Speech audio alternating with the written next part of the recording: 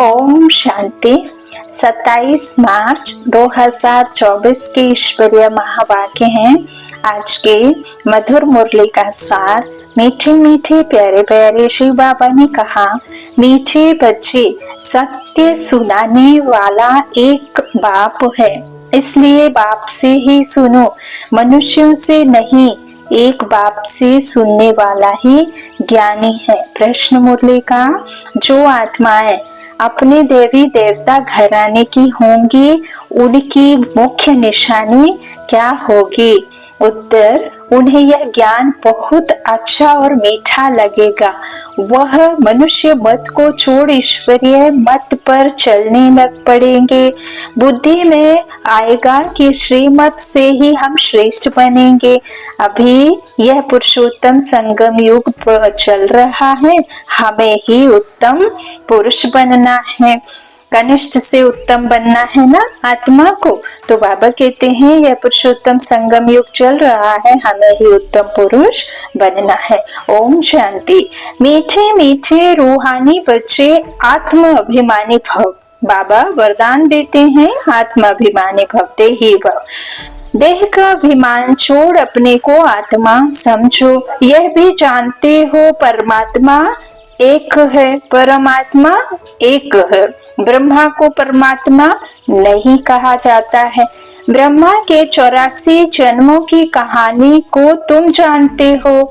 उनका यह है अंतिम जन्म। मुझे आना भी इसमें ही होता है, जिससे पूरे 84 जन्म लिए, जिसने बाबा कहते पूरे 84 जन्म लिए, उनको ही बताता हूँ। जो देवकुल की आत्माएं हैं, जो ब्राह्मण बनती हैं, बाबा के बच्चे बनते हैं, जो खुद को आत्मा निश्चय करते हैं, वही परमात्मा के बनते हैं। और बाबा कहते हैं जिन्होंने 84 जन्म लिए, वही सबसे पहले बाप से बिछड़ते भी है ना, क्योंकि सतयुग में वो आ जाते हैं चक्र में, है ना, तो फिर उनका ही सबसे पहले तो संगम पर ही बिछड़े और संगम पर ही मिलते हैं ना। बाकी तो पीछे पीछे आते हैं, तो बाबा के साथ ज्यादा रहने का मौका मिलता है उन्हें। तो बाबा कहते हैं जिन्होंने 84 जन्म लिए, उनको ही बताता हूँ। तुम 84 जन्मों को नहीं जानते हो, मैं ही तुमको बताता हूँ। पहले पहले तुम यह देवी देवता थे, अब यह बनने लिए पुरुषार्थ फिर से करना है। पुनर्जन्म तो पहले जन्म से ही शुरू होता है। बाबा कहते हैं पुनर्जन्म तो आत्मा जरूर लेती है ना, बार बार शरीर लेती है कि नहीं लेती है? तो बाबा कहते हैं यह शुरू से ही होता है। अब बाप कहते हैं मैं जो तुमको सुनाता हूँ वो है राइट, है ना, लेकिन परमात्मा बार बार शरीर लेता छोड़ता, उनका है ही नहीं ना शरीर। वो तो ये पराये तन में आते हैं ना, पराये राज्य में आते हैं। बाबा कहते हैं मैं जो सुनाता हूँ ना वही राइट है, बाकी जो कुछ तुमने सुना है वह है रॉन्ग। मुझे कहते हैं ट्रुथ, सत्य बोलने वाला। मैं सत्य धर्म की स्थापना करने आता हूँ। कहा जाता है सच तो बिठो नच, अर्थात सच्चे हो तो खुशी में डांस करो। यह है ज्ञान डांस। वो लोग श्री कृष्ण को दिखाते हैं, मुरली बजाई रास किया, वह है सचखंड के मालिक। कृष्ण कौन है? सचखंड के मालिक। अब वो कहाँ मुरली बजाएंगे? लेकिन इनको भी बनाने वाला कौन? सचखंड की स्थापना करने वाला कौन? वह है सचखंड, यह है झूठखंड। भारत सचखंड था। बाबा कहते हैं जब इन लक्ष्मी नारायण का राज्य था, उस समय और कोई खंड नहीं था। मनुष्य यह नहीं जानते कि स्वर्ग कहाँ है। बाबा कहते हैं कोई मरते हैं तो कहते हैं स्वर्गवासी हुआ। बाप समझाते हैं तुम उल्टे लटक पड़े हो, माया के अधीन हो पड़े हो। अब तुमको बाप आकर सुल्टा बनाते हैं। माया कोई धन संपत्ति को नहीं कहते, माया 5 विकारों को कहते हैं। यूं तो देवी देवताओं के पास भी इतना अथाह धन संपत्ति थी, लेकिन वहां किसी भी प्रकार का कोई विकार नहीं थे। तो उनके पास में सब कुछ था, है ना। 16 कला संपूर्ण थे ना, पवित्र, प्योर पवित्र थे, इसीलिए वो प्योरिटी की वजह से उनके पास में सब कुछ था, है ना। देह अभिमान नहीं था, आत्मा का ही उनके पास में अभिमान था। वो बाबा यहाँ बताते हैं, वहां जाकर से प्रारब्ध प्राप्ति, यहाँ ही ज्ञान मिलता है ना उनको कि आत्मा समझो। अच्छा, तो बाबा कहते तुमको बाप आकर सुलटा बनाते हैं। तुम जानते हो भक्तों को भक्ति का फल देने वाला है भगवान। इस समय सब भक्ति में है, जो भी शास्त्र आदि है सब है भक्ति मार्ग के। यह गीत गाना आदि सब है भक्ति मार्ग का। ज्ञान मार्ग में भजन होता नहीं। पापा कहते ज्ञान मार्ग में भजन होता नहीं, गुप्त है ना। अब आप बाबा को याद करते हैं तो ऐसे तो नहीं है ना कि आप सभी समझ लेते हैं कि बाबा को याद कर रहे हैं, लेकिन भक्ति जब हम करते हैं, कीर्तन, किसी भी प्रकार की पूजा पाठ कुछ भी करते हैं, मंत्र आदि जाप करते हैं, तो सबको वो दिखाई देता है स्थूल नेत्रों से। लेकिन जो बाबा की याद है ना, वो ना तो हम इन स्थूल नेत्रों से देख सकते हैं और ना ही वो हमें कभी भी समझ आ सकती, क्योंकि वो गुप्त है ही साइलेंस ना। साइलेंस की पावर में जाकर के बाबा को याद करना, मन बुद्धि से, है ना, मन से याद करना है। मन बुद्धि के विमान में बैठ करके ही बिना मेहनत, बिना परिश्रम, बिना खर्चा के बाबा के पास जाते आते रहना है। तो बाबा कहते तुम जानते हो हमको आवाज से परे जाना है, वापस जाना है। बाप कहते हैं मीठे बच्चों, मुख से हे भगवान भी कभी नहीं कहना, क्योंकि हे भगवान भी बाबा कहते हैं, वो कहते हैं जो बहुत दुखी, बहुत ज्यादा परेशान होकर के पुकारते हैं ना भक्ति में, हे भगवान। तो यहाँ तो तुम्हें तुम्हारा कौन मिला है? बाप, ईश्वर है जो, वो तुम्हारा कौन है? पिता है। पिता के सामने कभी भी ऐसे नहीं करना, नहीं कहना कि मेरे पास कुछ नहीं है ना। तुम तो सर्वशक्तिमान के बच्चे हो, मास्टर सर्वशक्तिमान। बाबा कहते हे भगवान भी कभी नहीं कहना, यह भी भक्ति मार्ग है। कलयुग के अंत तक भक्ति मार्ग चलता है। अब यह है पुरुषोत्तम संगम युग, जबकि बाप आकर ज्ञान से तुमको उत्तम पुरुष बनाते हैं। तुम एक ईश्वरीय मत पर चलो, जो ईश्वर कहते हैं वह राइट बाबा मनुष्य तन में आकर सुनाते हैं। तुम कितने समझदार थे, अब कितना बेसमझ बन पड़े हो। तुम गोल्डन एज में थे, अब आयरन एज में आ गए हो। इसका भी बाबा ने डिटेल में बताया है। गोल्डन एज होती है 150 वर्ष की, उससे पहले ना किसी को किसी भी प्रकार की बीमारी और ना ही किसी प्रकार से उनको दुख जिसकी वजह से देह छूटे। लेकिन यहाँ जो आयरन एज है तमो प्रधान दुनिया में, इस कलयुग में, यहाँ किसी की भी एज का कोई नहीं है कि कब शरीर छूटेगा, उसका किसी के पास में लिखित नहीं है ना। तो बाबा उसे आयरन एज कहते हैं, क्योंकि यहाँ तमो प्रधानता है। तो यहाँ का जो होगा, ये मृत्यु लोग कहते हैं, बाबा कहते हैं, है ना। तो यहाँ कभी भी किसी की मृत्यु का कोई श्योरिटी नहीं। तो यहाँ का जो होगा उनको यह ज्ञान बहुत अच्छा लगेगा। जो बाबा की बिरादरी का होगा ना, उनको अच्छा लगेगा, यहाँ वालों को मीठा लगेगा। यह बाबा खुद भी गीता पढ़ते थे। ब्रह्मा बाबा देखो पढ़ते थे ना गीता। बाबा मिला तो सब कुछ छोड़ दिया, गुरु भी बहुत किए। बाप ने कहा यह सब भक्ति मार्ग के गुरु हैं। ज्ञान मार्ग का गुरु मैं एक ही हूँ। कहते हैं ना, ज्ञान बिना गति नहीं, सदगति नहीं। तो ऐसा कौन सा ज्ञान है, कौन सा ज्ञान है जिसके द्वारा इस संसार के हर एक मनुष्य आत्मा की मुक्ति, जीवन मुक्ति होती है? तो ये उच्च ते उच्च बेहद के बाप का परम पिता परमात्मा ज्ञान का सागर जो है ना, इस ज्ञान के बिना किसी की गति सदगति नहीं। तो बाबा कहते हैं इस तरह एक ही मैं गुरु भी हूँ, है ना। तो ज्ञान में आते हैं तब तुम्हें पता चलता है। तो ज्ञान मार्ग का गुरु मैं एक ही हूँ। ज्ञान जब मेरे से सुने तब उनको ज्ञानी कह सकते हैं, बाकी सब हैं भक्त। श्रीमत ही श्रेष्ठ है, बाकी सब है मनुष्य मत, यह है ईश्वरीय मत, वह है रावण मत, यह है भगवान की मत। भगवान वाच, तुम कितने महान भाग्यशाली हो, इसलिए तुम्हारा हीरे जैसा जन्म भी है। अंगूठी में भी हीरा बीच में डालते हैं, माला में ऊपर फूल होता है। फिर मेरू नाम भी है आदम बीबी, तुम कहेंगे मम्मा बाबा, है ना। यहाँ सरस्वती और ब्रह्मा बाबा को कहा है, तो वहाँ नाम है आदम बीबी, बाबा कहते हैं तुम कहेंगे मम्मा बाबा। आदि देव और आदि देवी, यह है संगम के। तो बाबा कहते हैं यहाँ वो राजराजेश्वरी बनने के लिए ज्ञान ज्ञानेश्वरी बन रहे हैं ना, ज्ञान सागर से ज्ञान लेकर के फिर ही तो वो क्या करेंगे, आदि में आएंगे देव देवी बन करके, है ना। तो उन्हें आदम बीबी कहा बाबा कहते, लेकिन तुम कहेंगे मम्मा बाबा। तो यह है संगम के।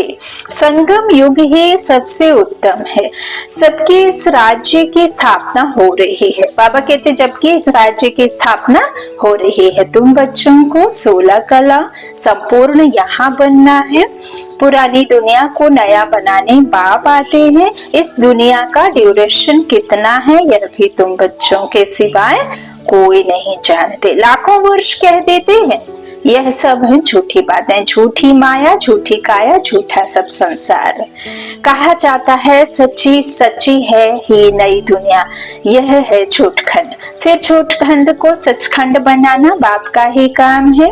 बाप कहते हैं भक्ति मार्ग में जो कुछ पढ़ा है वह सब भूलो ना। भरे बर्तन में दूसरा कुछ भर नहीं सकते ना, और ना ही अधभरे में भर सकते हैं। तो इसलिए बाबा कहते खाली होगा उसी में ही भरोगे, तो वह सब भूलो। यह है तुम्हारा बेहद का वैराग्य। वो तो सिर्फ घर बार छोड़ फिर इस दुनिया में जंगल में चले जाते हैं, यहाँ तो तुम्हें रह करके बुद्धि से छोड़ना है। तो यह भी ड्रामा में नूंद है, क्यों का सवाल नहीं उठता। यह तो बना बनाया खेल है। तुम बच्चों को बाप समझाते हैं ऐसे ऐसे होता है, और जो भी धर्म वाले हैं वह स्वर्ग में नहीं आ सकते। बौद्ध डिनाइस्टी, क्रिश्चियन डिनाइस्टी, कोई भी स्वर्ग में नहीं आते हैं। चंद्रवंशी तक नहीं होते स्वर्ग में, है ना। तो ये सब तो आ ही नहीं सकते। तो बाबा कहते हैं यह सब वहां तो होते नहीं, आते ही नहीं स्वर्ग में, तो वह पीछे आते हैं, है ना। सबका अपना अपना समय पर आने का होता है। बाबा कहते पहले पहले है डीटी डिनाइस्टी, फिर इब्राहिम, बुद्ध, क्राइस्ट आकर अपना धर्म स्थापन करते हैं। बाबा पुरुषोत्तम संगम युग पर आकर के यह डीटी डिनाइस्टी स्थापन करते हैं। अच्छा, जो 7 रोज का कोर्स होता है ना बाबा, उसमें यही सब बताते हैं ना। 7 डेज के कोर्स में बाबा कहते हैं ना भट्टी में पककर फिर कहीं भी रहो। अच्छा, कोई भी आत्मा आती तो गर्भ में ही है, छोटा बच्चा सो बड़ा हुआ। शिव बाबा तो छोटा बड़ा नहीं होता, ना वह गर्भ से जन्म लेता है। बुद्ध की आत्मा ने प्रवेश किया, बुद्ध धर्म पहले तो होता नहीं। बाबा कहते जरूर यहाँ के कोई मनुष्य में प्रवेश करेंगे, फिर गर्भ में तो जरूर जाएंगे। बुद्ध धर्म एक ने ही स्थापन किया, फिर उनके पीछे और आते गए, फिर वृद्धि होती गई। जब लाखों हो जाते हैं तो फिर राजाई चलती है, एक से तो चलेगी नहीं। तो बौद्धियों का भी राज्य था। बाप समझाते हैं यह सब पीछे आते हैं, उनको गुरु नहीं कहा जाता है। गुरु होता है एक, वह तो अपने धर्म की स्थापना कर फिर नीचे आ जाते हैं। बाप ने सबको ऊपर भेज दिया था, फिर मुक्ति धाम से एक एक करके नीचे आते हैं। बाबा कहते हैं गुरु जो होता है ना, अपने गुण सिखाता है, गुणवान बनाता है ना। लेकिन यहाँ जो गुरु होते हैं वो तो चेला बनाते हैं ना, और बाप अपन को चेला नहीं बनाता है। बाप तो हमें अपने गुणों को दे करके हमें ऊंचा उठाते हैं ना। तो गुरु वाणी क्या होती है, जिससे आपका क्या हो, आपके अंदर में गुण भर जाए, है ना। तो उसकी वाणी सुन करके आप कैसे बन जाएं, बहुत सुंदर हो जाए अंदर से, है ना। मन भी सुंदर, तन भी सुंदर, जीवन भी सुंदर। तो बाबा कहते इस तरह से एक एक करके नीचे आते हैं, तुम भी जीवन मुक्ति से नीचे आते हो। है जीवन मुक्ति में हम रहते हैं ना, तो बाबा कहते हैं बाप ने सबको ऊपर भेज दिया था, फिर मुक्ति धाम से एक एक करके नीचे आते हैं, तुम भी जीवन मुक्ति से नीचे आते हो। सतयुग से फिर नीचे उतरना शुरू हो जाता है ना, तो बाबा कहते वैसे वह फिर मुक्ति से नीचे आते हैं। उनकी महिमा का है कि अब देखो मुक्ति और जीवन मुक्ति दो शब्द हैं, इसमें भी कंफ्यूज नहीं होना है, मूंझना नहीं है। जीवन मुक्ति अर्थात स्वर्ग में आने वाले देवी देवताओं की बात, और मुक्ति अर्थात शांति धाम निराकार दुनिया में निर्वाण धाम में रहने वाली जो आत्माएं वो डायरेक्ट आ जाती हैं नीचे, तो वो पिछाड़ी में आती है ना। लेकिन जो जीवन मुक्ति में आते हैं, जहाँ सुख की दुनिया बाबा ने स्वर्ग को कहा, तो वो सुख की दुनिया से फिर हम नीचे उतरते हैं, लेकिन बाकी जो आते बाबा कहते वो फिर मुक्ति से नीचे आते हैं। उनकी महिमा का है कि ज्ञान तो उस समय प्रायः लोप हो जाता है। बाप ज्ञान देते हैं गति सदगति के लिए, वह गर्भ में नहीं आते, इसमें बैठे हैं, इनका दूसरा नाम नहीं, औरों के शरीरों का नाम है। यह है ही परम आत्मा, यह ज्ञान का सागर है। यह ज्ञान पहले आदि सनातन देवी देवता धर्म वाली आत्माओं को मिलता है, क्योंकि उन्हें ही भक्ति का फल मिलना है। भक्ति तुम ही शुरू करते हो, इसमें कभी भी प्राउड फील नहीं करना कि वो भक्ति वाले हैं और हम जो हैं ज्ञान वाले हैं, क्योंकि जो सबसे पहले आदि में आए देवी देवता धर्म में, वही तो सबसे पहले भक्ति में भी आए होंगे ना। तो इसीलिए बाबा कहते हैं कि इस तरह से जो तुम्हारी ही शुरू करी भक्ति है ना, जिसने जास्ती भक्ति की उसे ही तो फिर ज्ञान मिला ना, भक्ति से वैराग्य हुआ कि नहीं। तो बाबा कहते भक्ति तुम ही शुरू करते हो, तुमको ही फल देता हूँ, बाकी दूसरे सब है बाय प्लॉट ना। बाकी जो धर्म आदि है वो कैसी है, बाय प्लॉट है ना, तो वह 84 जन्म भी नहीं लेते हैं। बाप समझाते हैं बच्चे तुम अब देही अभिमानी बनो, देह से न्यारी मैं आत्मा, इस शरीर से न्यारी परमात्मा की प्यारी कब बनोगे, जब तुम देह से खुद को न्यारा समझोगे। मैं आत्मा अलग, ये शरीर अलग। बच्चे तुम अब देही अभिमानी बनो, वहां भी समझते हैं एक शरीर छोड़ दूसरा लेंगे, दुख की बात नहीं, विकारों की बात नहीं। विकार होते हैं रावण राज्य में, यह है निर्विकारी दुनिया। तुम समझाएंगे फिर भी मानते नहीं है। कल्प पहले मिसल जो मानते हैं वही पद पाते हैं, जो नहीं मानते हैं वह नहीं पाते हैं। सतयुग में सभी पवित्र सुख शांति में रहते हैं। बाबा कहते हैं समझाएंगे भी ना तो नहीं मानेंगे, है ना। तो कल्प पहले मिसल जो मानते हैं वही पद पाते हैं, जो नहीं मानते वह नहीं पाते हैं। सतयुग में सभी पवित्र सुख शांति में रहते हैं। सब मनोकामनाएं 21 जन्म के लिए पूरी हो जाती हैं, कोई अप्राप्त वस्तु नहीं, वहां हम जीवन जीते हैं। बाबा कहते अनाज आदि सब कुछ अथाह मिल जाता है। यह बॉम्बे पहले नहीं थी, देवताएं खारे जमीन पर नहीं रहते हैं। मीठी नदियां जहाँ थी वहाँ देवताएं थे, मनुष्य थोड़े थे, एक एक को बहुत जमीन होती है। दिखाते हैं सुदामा ने 2 मुट्ठी चावल दिए, महल मिल गए। मनुष्य दान पुण्य करते हैं ईश्वर अर्थ, अब वह कोई भिखारी है क्या? बाबा कहते हैं दान पुण्य करते हैं ईश्वर के लिए, हाँ ईश्वर अर्थ, तो क्या वो कोई भिखारी है क्या? ईश्वर तो खुद दाता है। समझते हैं ईश्वर दूसरे जन्म में बहुत कुछ देगा। तुम 2 मुट्ठी देते हो, नई दुनिया में बहुत कुछ लेते हो। तुम खर्चा करके सेंटर आदि बनाते हो, सबको शिक्षा मिले। अपना धन खर्च करते हो, फिर राजाई भी तुम ही लेते हो।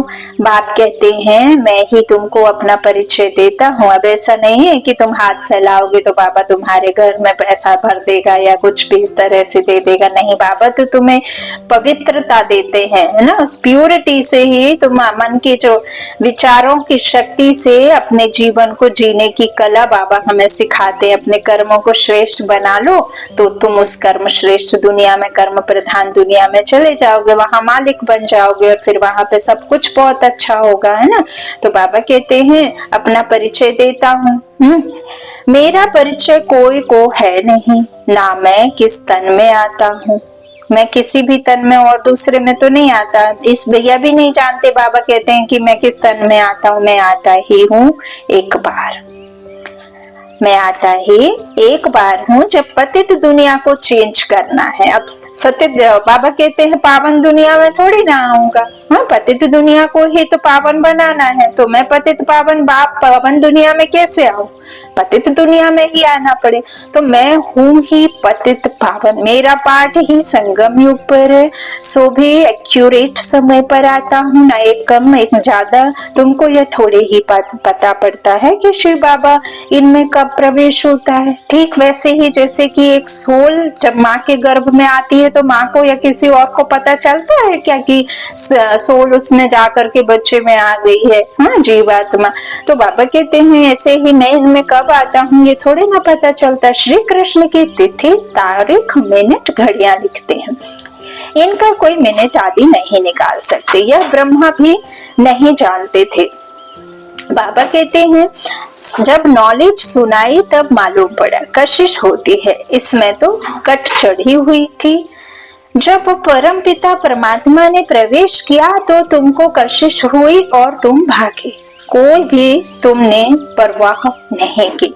बाप कहते हैं मैं तो संपूर्ण पवित्र हूँ, अब मुझे पवित्र बनने के लिए क्या करना पड़ेगा, मैं तो एवर प्योर हूँ। तो तुम आत्माओं पर कट चढ़ी हुई है, क्योंकि तुम ही जन्म मरण में आते हो, तो तुम्हारी आत्मा में क्या हो जाता है, धीरे धीरे धीरे धीरे आत्मा कैसी बनती जाती है, सतो रजो तमो में आती है ना, तो तमो प्रधान बन जाती है सतो प्रधान से। तो अब वह कैसे निकले जो तुम्हारे ऊपर में तमो प्रधानता तमो गुण आए हैं, है ना। तो बाबा कहते हैं ड्रामा में सब आत्माओं को अपना अपना पार्ट मिला हुआ है, यह बहुत गुहा बात है। आत्मा कितनी छोटी है, दिव्य दृष्टि के बिगर उनको कोई देख ना सके। बाप आकर तुमको ज्ञान का तीसरा नेत्र देते हैं। तुम जानते हो हम आत्माओं को ही बाप पढ़ाते हैं, भक्ति मार्ग में तो ज्ञान है, आटे में नमक। जैसे भगवानोवाच अक्षर राइट है, फिर श्री कृष्ण कहने से रॉन्ग हो जाता है। मन मना भव अक्षर ठीक है, परंतु अर्थ नहीं समझते। मामेकम अक्षर राइट है, यह है गीता का एपक युग। भगवान इस समय ही रथ में आते हैं, उन्होंने दिखाया है घोड़ा गाड़ी, उसमें श्री कृष्ण बैठा है। अब कहाँ भगवान का यह रथ, हाँ ब्रह्मा, कहाँ घोड़ा गाड़ी, कुछ भी समझते नहीं। यह बेहद के बाप का घर है। कौन? ब्रह्मा का तन। बाप सब आत्माओं बच्चों को 21 जन्मों के लिए हेल्थ, वेल्थ, हैप्पीनेस देते हैं। यह आशीर्वाद भी संगम की है, जो कि हमें परमात्मा से मिलती है, बाप से मिलती है। बेहद का हेल्थ, बेहद का वेल्थ, बेहद की है हैप्पीनेस, जो कि हमारे साथ में 21 जन्म चलती है, 2500 वर्ष। तो यह भी अनादि अविनाशी बनाया ड्रामा है। कब शुरू हुआ कह नहीं सकते, चक्र फिरता ही रहता है इस संगम का, तो किसको मालूम ही नहीं। अब जैसे कार और साइकिल का व्हील घूमता है, तो आप कह नहीं सकते ना कब से शुरुआत हुई उसकी, कैसे कहाँ से घूमना शुरू हुआ। तो ऐसे ही ये ड्रामा है। बाप बतलाते हैं यह ड्रामा 5000 वर्ष का है। आधा में सूर्यवंशी, चंद्रवंशी, आधे में सूर्यवंशी और चंद्रवंशी, महाराजा महारानी और राम सीता, तो लक्ष्मी नारायण का और रामचंद्र जी का। तो ऐसे आधा आधा बाबा कहते होता है। तो ये युग है ना, 8, 12, 21 कहा ना बाबा ने, फिर 43 सबसे जास्ती जन्म जो है द्वापर मतलब इसके हैं, है ना, कलयुग के। तो बाबा कहते हैं 8 डिनाइस्टी हमारी चलती है सूर्यवंशी में और 12 चलती है हमारी चंद्रवंशी में ना। अच्छा, तो बाबा कहते हैं तुम्हारा जो आधा में सूर्यवंशी चंद्रवंशी, आधा में अर्थात 2500 वर्ष में, बाकी और सब धर्म तुम जानते हो सतयुग में है ही वॉइसलेस वर्ल्ड। तुम अभी योग बल से विश्व की राजाई लेते हो। क्रिश्चियन लोग खुद समझते हैं हमको कोई प्रेयर रहा है, जो हम विनाश के लिए यह सब कुछ बनाते हैं। कहते हैं हम ऐसे बॉम्ब्स बनाते हैं जो एक दुनिया तो क्या 10 दुनिया खत्म कर सकते हैं। बाप कहते हैं मैं हेवन स्थापन करने आया हूँ, बाकी विनाश तो यह करेंगे। अच्छा, मीठे मीठे सिकीला दे बच्चों प्रति माता पिता बाप दादा का याद प्यार और गुड मॉर्निंग। रूहानी बाप की रूहानी बच्चों को नमस्ते। हम रूहानी बच्चों के रूहानी माता पिता बाप दादा को याद प्यार और गुड मॉर्निंग।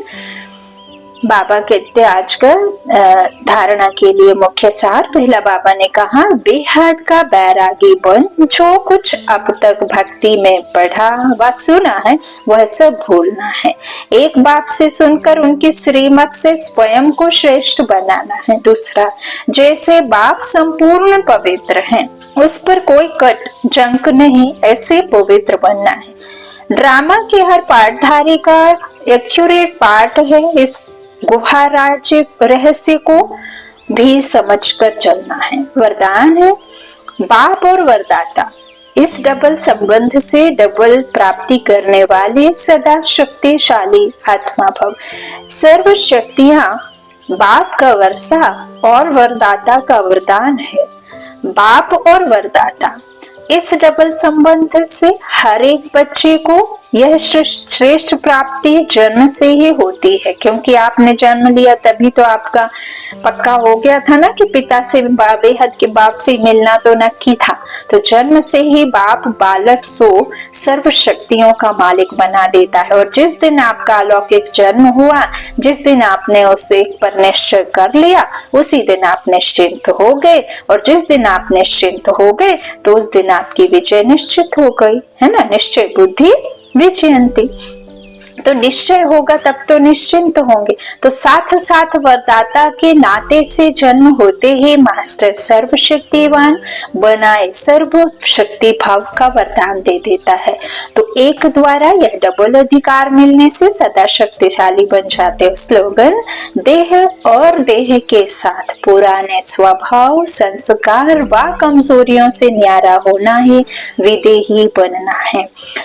हम सबके अति स्नेही बाप दादा के दिल पर राज्य करने वाली, अपने जीवन व कर्तव्यों द्वारा गुणदान करने वाली, सदा विदेही स्थिति में रह ट्रस्टी यज्ञ रक्षक बनाने वाली दादी जानकी जी का आज पुण्य स्मृति दिवस है। 27 मार्च को दादी ने छोड़ा ना देह ना, हमारे छोटा रथ जब गया तभी दादी भी साथ में गई। तो वे 27 मार्च 2020 को अव्यक्त वतनवासी बने। उनके द्वारा मिली हुई अनमोल शिक्षाएं सदा हम सबके कानों में गूंजती रहती हैं। पहला, अपने ऊपर आशीर्वाद करने हैं। तुम्हारे ऊपर ना बाप आशीर्वाद करेगा और ना कोई नीचे वाला करेगा, तुमको खुद करने होंगी। कल्याण खुद का खुद से करना है। कल्याण तुम्हारा स्व कल्याण कैसे समाया है, जब तुम स्वमान में टिकोगे, है ना। तो अपने ऊपर आशीर्वाद करनी है, तो सूक्ष्म अभिमान को परख कर उसे जल्दी से खत्म कर दो। दूसरा, अपनी अवस्था को ऐसा अचल अडोल बना लो तो स्वयं संकल्प जरा भी व्यर्थ ना जाए। तीसरा, दुनिया के दुख दर्द दूर करने के लिए इनोसेंट और मीठे बनो। दुनिया के दुख दर्द दूर करने के लिए इनोसेंट और मीठे बनो। मां सम्मान पालना दो। जब हम किसी के लिए अपने अंदर में ममत्व समाते हैं ना, कि मैं कैसी हूँ, बहुत प्यारी और बहुत प्यार देने वाली आत्मा हूँ, है ना। माँ की ममता कैसी होती है, निश्चल निष्कपट, है ना, कुछ मांगने के लिए नहीं, अपने बच्चों को सिर्फ देती। तो माँ समान पालना दो। चौथा, अधिक सोचने बोलने और चिंता करने से शक्ति खर्च होती है। साइलेंस में रहो तो शक्ति जमा हो। पांचवा, पर चिंतन व नफरत की निगाह को खत्म कर स्वचिंतन और प्रभु चिंतन करो। छठा, खुश नसीब व विलफुल रहना है तो बाबा की ब्लेसिंग लेते चलो। सातवां, किसी की गलती चित्त पर ना हो, चित्त साफ रखो तो चैन से रहेंगे। आठवां, तपस्वी बनने के लिए त्यागी बनो, जरा भी इच्छा व आसक्ति ना हो। नौवां, अपनी स्थिति ऊंची बनानी है तो याद में रहने का गुप्त अभ्यास करते रहो। साधारण बोलने व सुनने की आदत ना हो। 10वां, अपने सतोगुणी दृष्टि वृत्ति द्वारा आपस में सतोगुणी व्यवहार से अपने संपूर्णता को समीप लाओ। 11, अंतर्मुखी बन जाओ तो आठों ही शक्तियां सखी के रूप में साथी और सहयोगी बन जाएंगी। 11, अंतर्मुखी बन जाओ तो आठों ही शक्तियां सखी के रूप में साथी और सहयोगी बन जाएंगी। अच्छा, ओम शांति। शुक्रिया बाप दादा, शुक्रिया हमारे प्यारी प्यारी दादी माँ को। ऐसे ही हमारे बीच में ईश्वरीय परिवार सदा साथी बन करके, सहयोगी बन करके चलता रहता है, चलता रहेगा। कल्प कल्प हम उनके बनेंगे बाबा के। और ऐसे ही हम विश्व एक परिवार की दृष्टि से, वृत्ति से सभी आत्माओं के जो भी उनका पाठ है, जब हम एक्यूरेट देखेंगे तो हमें किसी भी प्रकार का किसी के प्रति भावना अशुभ नहीं रहेगी। अच्छा।